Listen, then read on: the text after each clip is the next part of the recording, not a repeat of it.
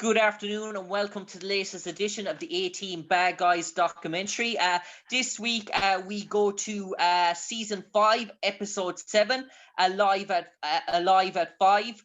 And the episode aired on November the 7th, 1986. And we're delighted today to be joined by one of the henchmen, one of the nemesis of the A-Team in this episode, the one and only Robert Miano.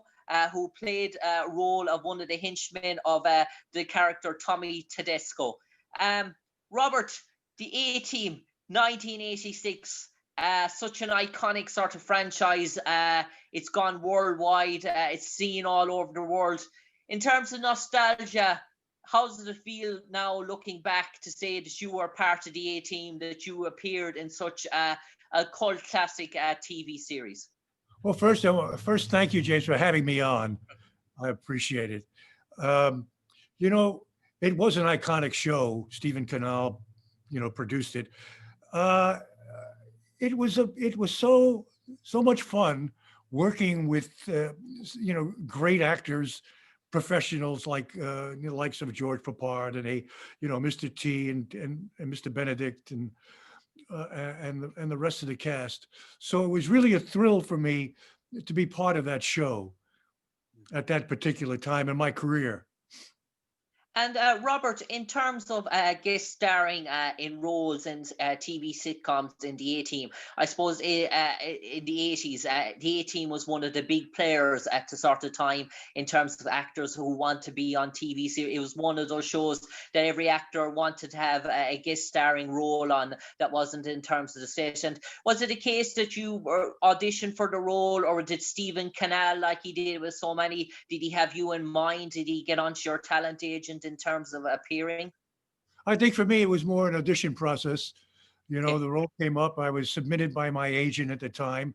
I went in and read for the role with the casting people, and they gave me the role, and that's how it happened.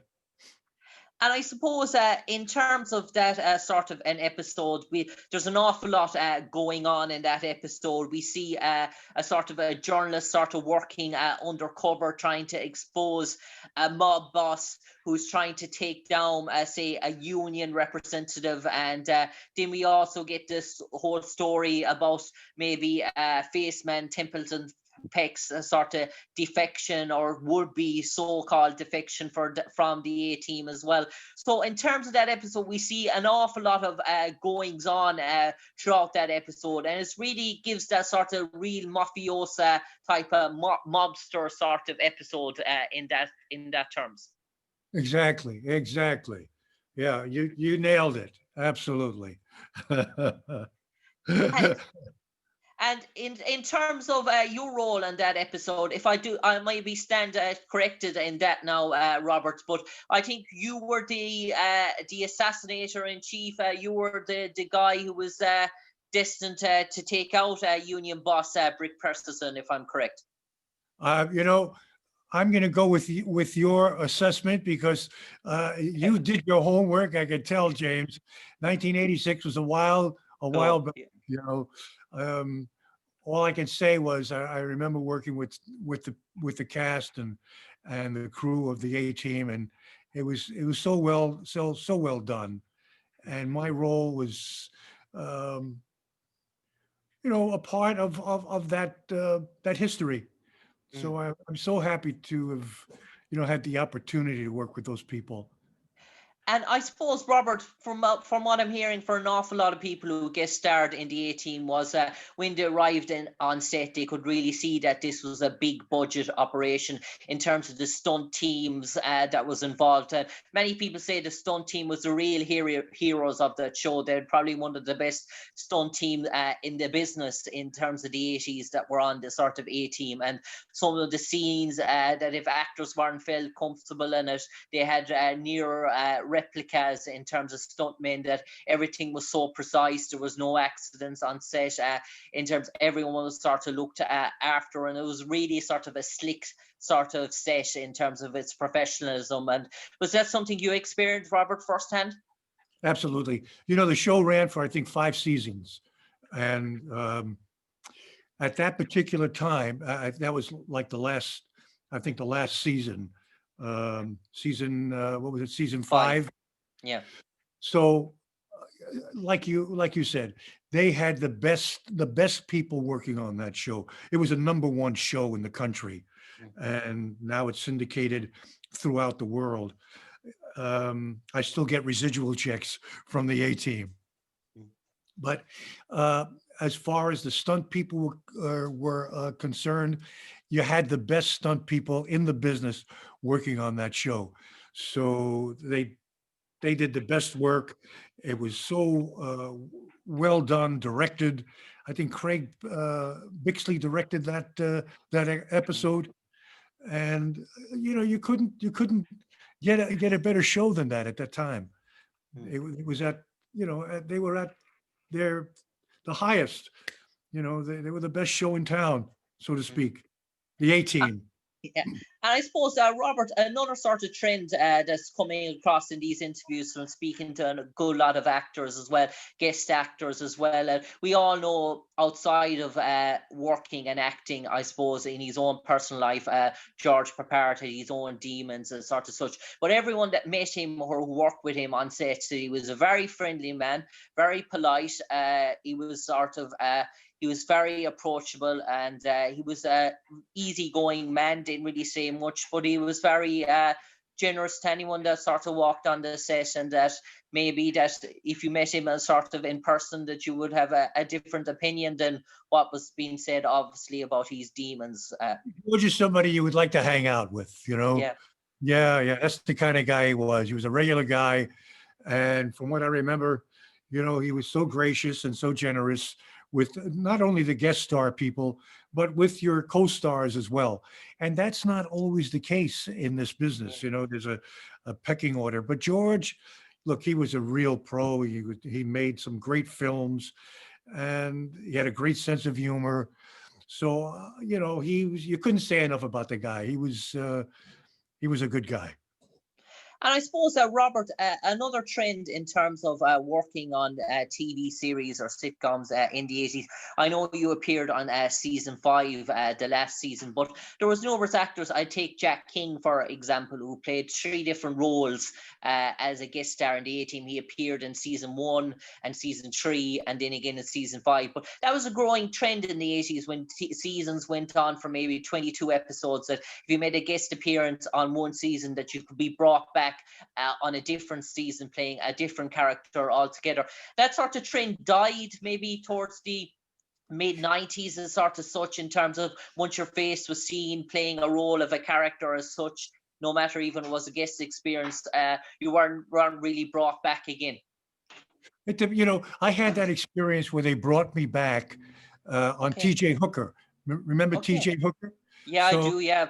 yeah, so I came back and played, like, I did 3 or 4 shows and in 3 different episodes, and played different parts. Yeah, so they don't do that anymore. That's not the case now. Although now, if you can get a recurring role on a show, that's great. If you can get a regular role or recurring role, that's what I'm looking for right now.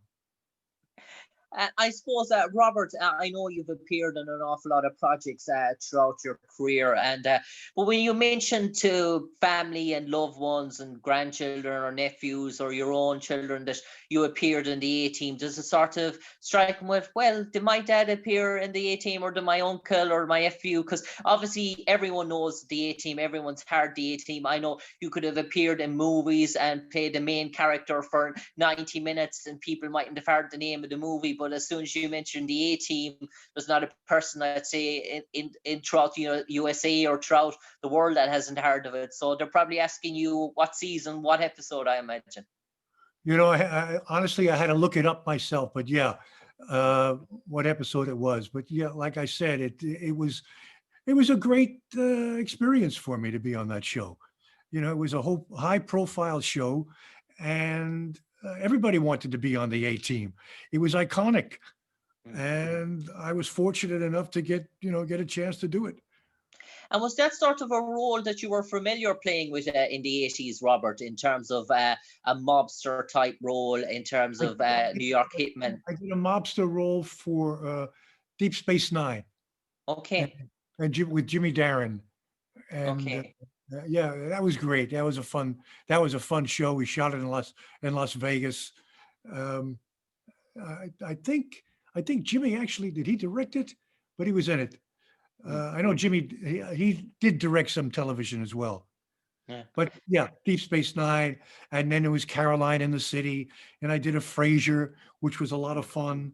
Um, so they would come intermittently. I would get my chance to do some TV.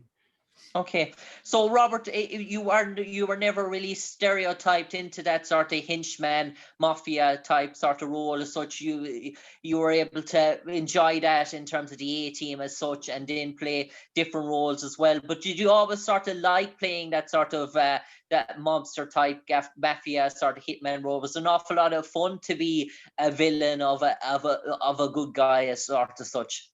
Well, I don't know if you remember Donnie Brasco. Yeah, I do. Yeah, Well, yeah, there it is, where there it is. I played Sonny Red, Sonny which Red, yeah. was a real mobster, a real captain. And that Yeah. was, to me, that was a very exciting time, James. That was an exciting role, to play opposite Iconic, sure. iconic, opposite Al Pacino and Johnny Depp and Matson and Bruno Kirby, so it was really a chance to play that kind of role. And I suppose, Robert, in terms of the A team, we mentioned George Papard, and obviously there was Yeah. Dirk Benedict and Mr. T. But one of probably hidden gems that probably wasn't known about in terms of the A team before it came to fame, in terms of previous work, was Dwight Schultz, who came from a theatre sort of background, who played the pilot Murdoch. Howling Oh yeah. Murdoch, and he was a guy that you could really see his theatrical background, that he could go from high to low at a drop of a hat in terms of his character, that he is such a broad range in terms of his vocals and his voice in terms of that. And he really caught on in terms of his sort of role, and he brought the humor and he brought the comedy that was to the A team, and it was almost like the linchpin that sort of bonded the unit together in terms of providing that comedy. And your memories of Dwight, and speaking to an awful lot of people who spoke, who met Dwight in person working in the A team, said a very intelligent man, extremely intellectual, and knew the business through his craft as well, and a very sort of slick, sort of smooth, polished actor, but a guy that you could meet walking down the street as well, that you could bump into and have a general conversation with. He seemed to be a very intellectual man. I don't remember really Yep. having much time with him. I wish I Yep. did.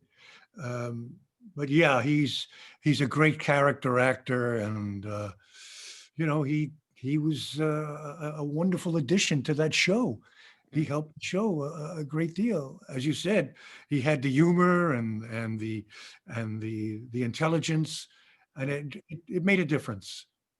And I suppose that, Robert, when you're appearing as a guest actor in terms of a one show on a role, and you're playing a bad guy, and obviously there's other bad guys cast as well in that episode, do you sort of like to do a table read with the other bad guys just to sort of feel that sort of chemistry, to sort of get that cohesion? Or is very much that if you're guest starring a role and you appear for one episode, that you concentrate on your role, that you mightn't know who your fellow bad guy is until that day in the set, you do your take, and then it's very much out of there? So is there any sort of bond or connection that goes on in terms of pre-rehearsals as such, to try and sort of get that sort of chemistry before a set? Or is very much, because you're doing a hectic schedule as such, that is very much on the day? Well, TV is very, very quick. It's very fast, and they don't have the luxury of rehearsing. You don't have the luxury of rehearsing with other actors before you get on set.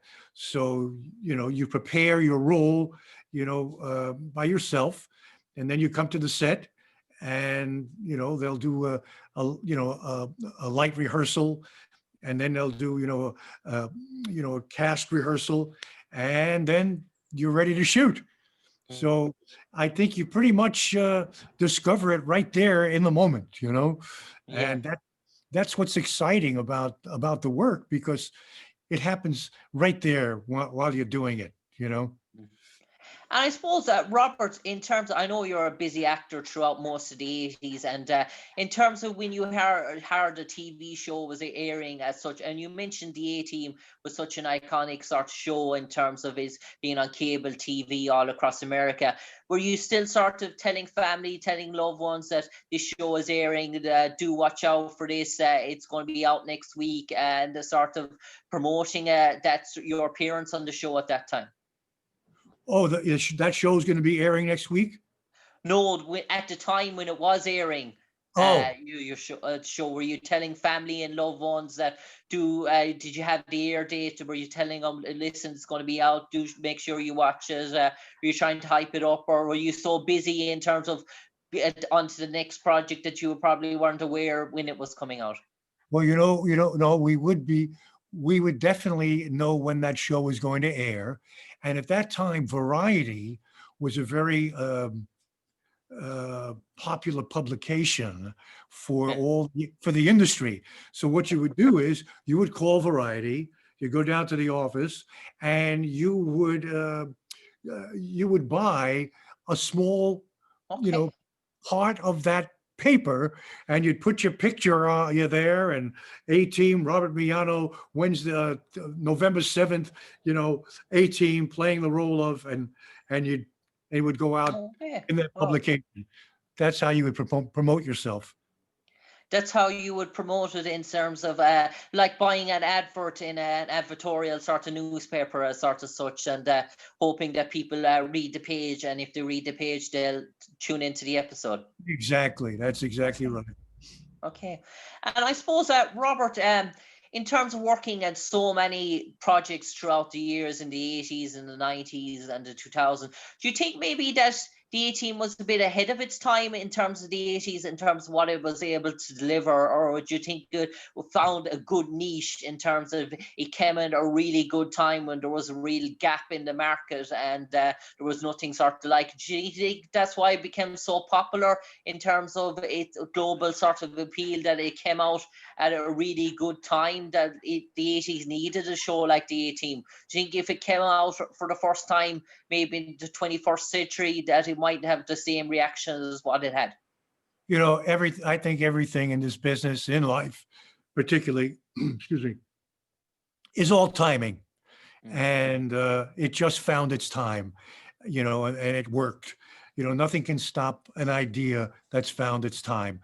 And for the A-Team, it was perfect for that time. It just the public loved it.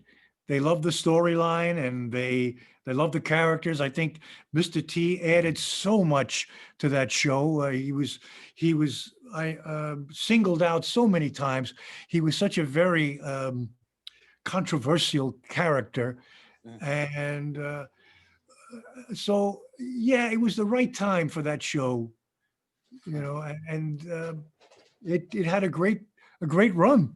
I mean, 5 seasons. That's pretty good. That's I pretty forget how good. many episodes. Yeah, and I suppose 20 episode per season as well. Robert, just in case now, if I could leave you with a sort of challenge, let's pretend they did an A-Team sort of a book, an encyclopedia, sort of memories of the A-Team as sort of such, and they went to every actor who played a role in the A-Team, and they asked him to maybe, like what you sign in terms of a retirement or a birthday card, in terms of that to leave their sort of 2 lines to sum up their experience of their time in the A-Team. If you had to write those sort of 2 sentences into the book and sign your name underneath it, Robert Miano, what would you like those 2 sentences to read? The A-Team is forever. The A-Team is for. I suppose Robert Will Miano. always be remembered. The A-Team will always be remembered.